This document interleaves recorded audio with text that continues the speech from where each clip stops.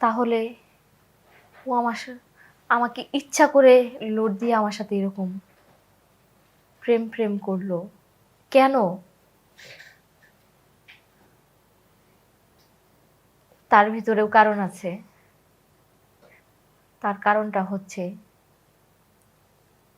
আমার বাবা মায়ের সাথে, ওদের সাথে যে কোনো এক বিষয় নিয়ে, যে কোনো এক বিষয় নিয়ে বলতে জায়গা সম্পত্তি নিয়ে ঝামেলা ছিল।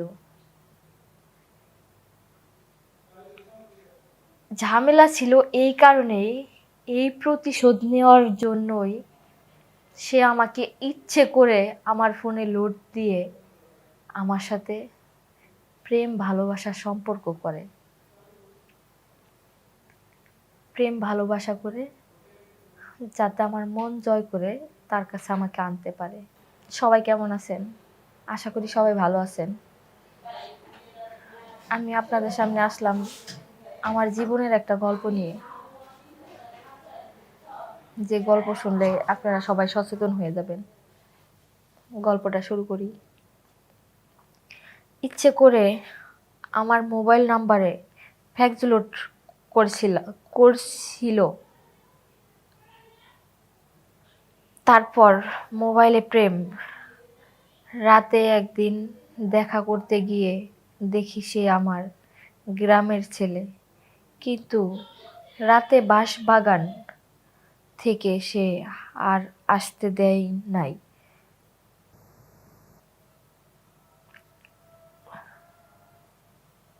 বুঝে নাই তো বুঝি নাই তো সারা রাত ছিলাম।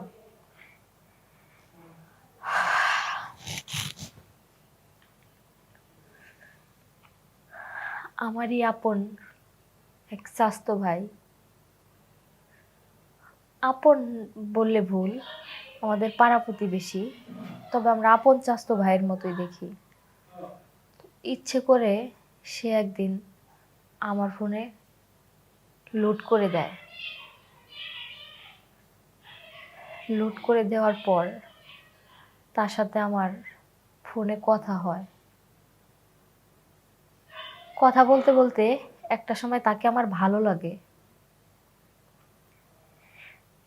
ভালো লাগা থেকেই ভালোবাসা, বুঝতেই তো পারছেন।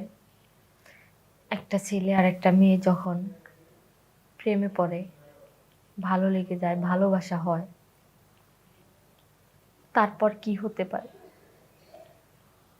তার কারণ এখনকার ছেলে মেয়েদের ভালোবাসা তো আর ভালোবাসা না, তাদের মনের চাহিদা। এক সময় রাতের বেলা, মাঝরাতে, অন্ধকার, ঘন বাঁশ জঙ্গল, আপনারা সবাই চেনেন বাঁশ বাগান, সেখানে আমার চাচাতো ভাইয়ের সাথে আমি দেখা করতে যাই। সরি, আমি জানতাম না সে আমার চাচাতো ভাই। তো রং নাম্বারে তার সাথে সম্পর্ক করি, করার পর কথা হয়, তার সাথে আমি দেখা করতে যাই। দেখা করতে যাওয়ার পর সামনাসামনি তাকে যখন আমি দেখি, মনে হয় আকাশটা যেন আমার মাথার উপরে ভেঙে পড়ল, কারণ সে আমার চাচাতো ভাই। তখন আমি কি করব কিছুই ভাবতে পারছিলাম না, কারণ রং নাম্বারে যার সাথে প্রেম করছি সে আমার চাচাতো ভাই। এটা কি করে সম্ভব? তাহলে ও আমাকে ইচ্ছা করে লোড দিয়ে আমার সাথে এরকম প্রেম প্রেম করলো কেন? তার ভিতরেও কারণ আছে। তার কারণটা হচ্ছে আমার বাবা মায়ের সাথে, ওদের সাথে যে কোনো এক বিষয় নিয়ে, যে কোনো এক বিষয় নিয়ে বলতে জায়গা সম্পত্তি নিয়ে ঝামেলা ছিল। ঝামেলা ছিল এই কারণেই, এই প্রতিশোধ নেওয়ার জন্যই সে আমাকে ইচ্ছে করে আমার ফোনে লোড দিয়ে আমার সাথে প্রেম ভালোবাসার সম্পর্ক করে, প্রেম ভালোবাসা করে, যাতে আমার মন জয় করে তার কাছে আমাকে আনতে পারে। যাক, তারপরে তার কাছে আমাকে আনলো। আনার পর আমি যখন বাঁশবাগান থেকে চলে আসতে যাই, আমার চাচাতো ভাই আমাকে চলে আসতে দেয় না, আমার হাত টানাটানি করে,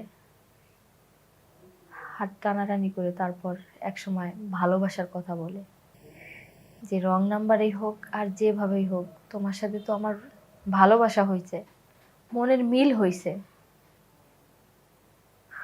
প্রেম মানে না কোনো বাধা, কোনো বিবাদ। তারপর যা হলো, ছেলেটা আমাকে জড়িয়ে ধরলো। আর একটা ছেলে একটা মেয়েকে যখন জড়িয়ে ধরে, তখন ওই মেয়ে মানুষটা অন্যরকম হয়ে যায়। তার মনের ভিতরে একটা ইচ্ছা জাগে, যে কারণে আমি ওখান থেকে আসতে পারিনি।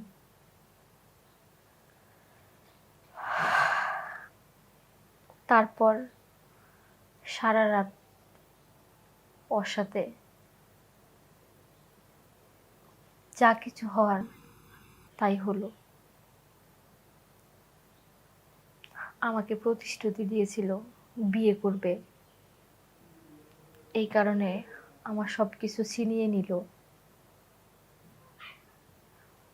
কিন্তু না, সে আমাকে ভালোবেসে বিয়ে করবে বলে সব কিছু আমার কাছ থেকে ছিনিয়ে নেয়নি।